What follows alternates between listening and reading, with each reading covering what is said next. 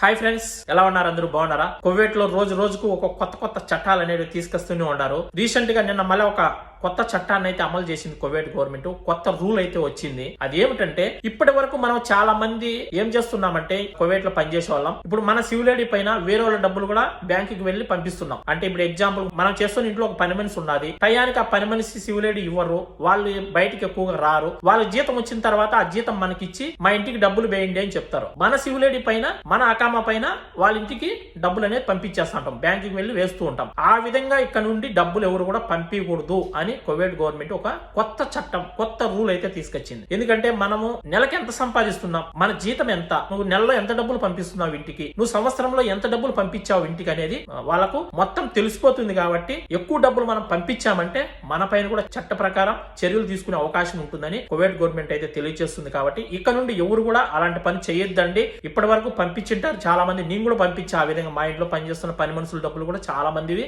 ఎన్నో సార్లు నేను బ్యాంకుకి వెళ్లి వాళ్ళ దేశానికి అయితే పంపిస్తా ఉన్నాను. ఇక్కడ నుండి మీ అకామా పైన, మీ సివిల్ ఐడి పైన వేరే వాళ్ళ డబ్బులు మాత్రం బ్యాంకుకి వెళ్లి వేయొద్దండి. బ్యాంకు ద్వారా వాళ్ళ దేశానికి అయితే పంపివద్దండి. ఎగ్జాంపుల్ కు మనకు నెలకు వచ్చి 100 దినాలు జీతం అనుకోండి, సంవత్సరానికి 1200 దినాలు మన జీతం. మనము సంవత్సరానికి 1200 ఇంటికి పంపించింటాం, లేదా 1000 దినాలు పంపిస్తాం. ఎక్కువ అంటే ఒక 1500 దినాలు పంపించింటాం. ఒకే సంవత్సరంలో 3000 దినాలు, 4000 దినాలు నీ అకామా పైన ట్రాన్స్ఫర్ అయ్యిందంటే ఆ డబ్బులు నీకు ఎక్కడి నుంచి వచ్చాయి, ఎలా పంపించావు నువ్వు ఏంటి అనేది వాళ్ళకి మనం లెక్కలు చెప్పాల్సి ఉంటుంది.